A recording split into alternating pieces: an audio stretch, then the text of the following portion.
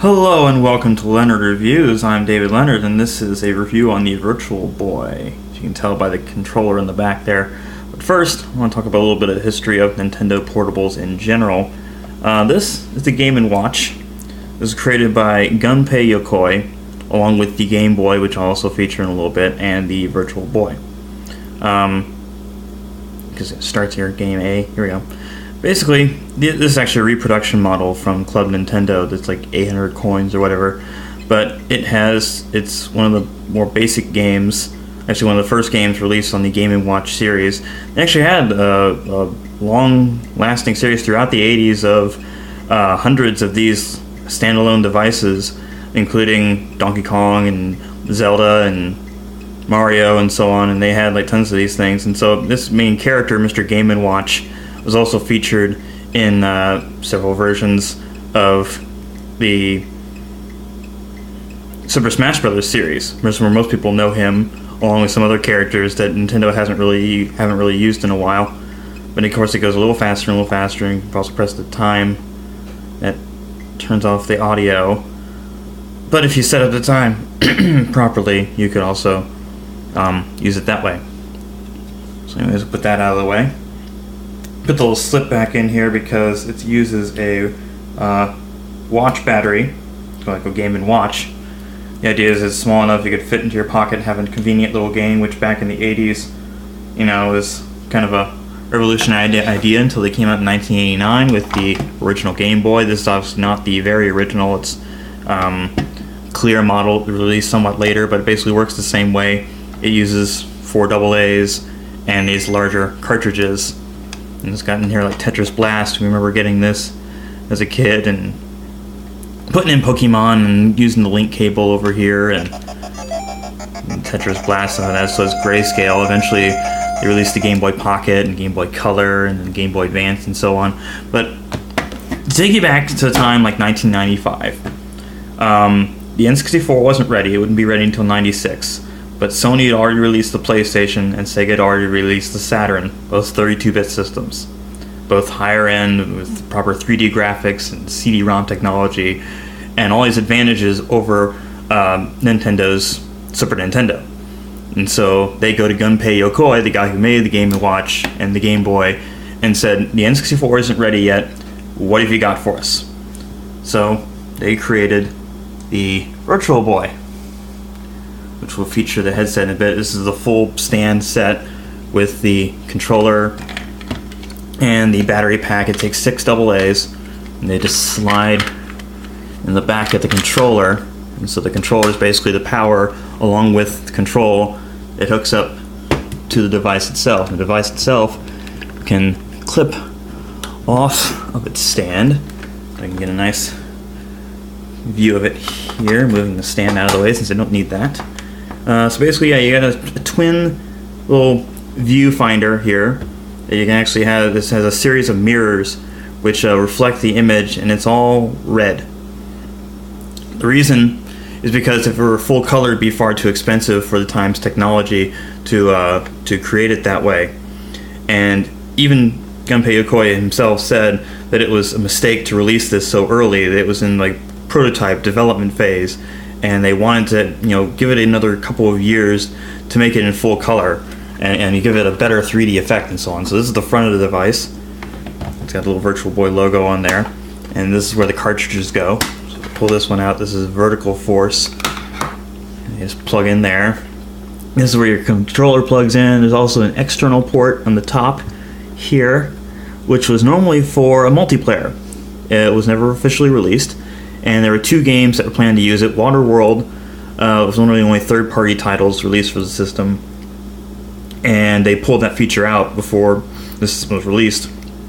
And there's another game which it wasn't even released in the first place. They just canceled it because they released this in like the summer of '95, and it was already discontinued by winter and early spring of '96 after like 8 months on the market. They only sold about 770,000 units, and you see on the top here there's this focus and other adjustments on here that you can move and so on. It's kind of like the precursor to the 3DS. The 3DS is the Virtual Boy done right, pretty much, and that it has a 3D slider, it has 3D features, and of course the 3DS being in full color and actually portable. This is not very portable. You can see this is a big bulky thing. They call this a portable system, but when you need a giant stand to put it on top of, and you got this big bulky controller, and you're just staring into the screen.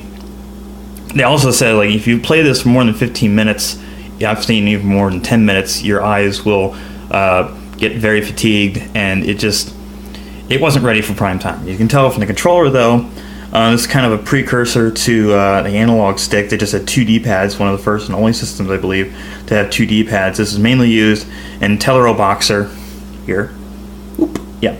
Boxing game, which had the left and right hand, and you can actually use the shoulder buttons on the back to control up higher and lower punches with your left or right hand. You got select, start, BA, otherwise pretty familiar controls. Turn on the system from here. And in general, it works pretty well. Here's the games I have for it. There are only 22 games ever released for the system that were 19 that were in the Japanese market, and only 14 of those came out in the US, and a little mix in other companies, at least 22 planned. This is Tellero Boxer, this is a boxing game. This is Red Alarm. This is one of the launch titles, and this version is the Japanese one. Fortunately, the Virtual Boy is region free, so if you buy any of these cartridges, some of these, exactly the same game, maybe a little bit of Japanese text in the description, but generally you can still play it without even having to know Japanese. And it was like $5, whereas the English version was $30. So I'm happy for that. Wario Land, this is pretty much out of every bad system, there's always at least one good game, and this one is very good. If you like the Wario series, which started out on the Game Boy with Super Mario Land 2, and Mario Land 3 was Wario Land. This is the Virtual Boy version. It's a very good, capable game. Mario Tennis is the pack-in game, because Nintendo's known for their pack-in games, and this actually came with my copy of the system. It started out at $180, and there was a feature at Blockbuster. You could rent the system for a week for $10, and after that week they would give you a $10 voucher or whatever to take that $10 off of buying a full system. But most of these, the way that they were designed, I went into some used store and I found 3 Virtual Boys sitting on their shelf and thought, that's amazing. I've never seen so many Virtual Boys in one spot. And they said they're all broken. They're just props, because the way it is designed, they just kind of fell apart very easily, and the reflection of mirrors inside that actually give the 3D effect broke very easily, so it's very, very fragile, and more often than not, the more you use it, the less likely it's going to work. This game's V-Tetris. It's typical 2D Tetris. There really isn't anything particularly 3D or compelling about this version. It's certainly easier to play than the Americans. We got 3D Tetris, which is top-down. I forgot to say about the Red Alarm. It's a rear shooter, so it's kind of like Star Fox, but instead of being fully realized graphics, they're just vector graphics. So you just got a bunch of lines representing depth perception of various ships and so on, and the 3D Tetris, and that was like $30, and I didn't really want to get that one, so I prefer the 2D one. This is a golf game, and I just, only reason I found out was I played it, and it was a couple bucks. And this is Galactic Pinball, which is just, a pinball game with a little bit of perspective to it.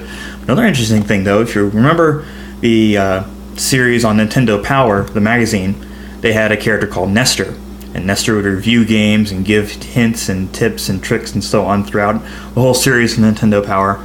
And this system actually had a Nestor game called Nestor's Funky Bowling. And so it's the only game that Nestor was featured in, and only released in America, and not really that well known otherwise. But this is pretty much almost half the system, half the releases on the system in that one pack. So I'm going to probably do a quick cut and have a second part where I'm actually filming some gameplay footage. So we'll get to that pretty soon.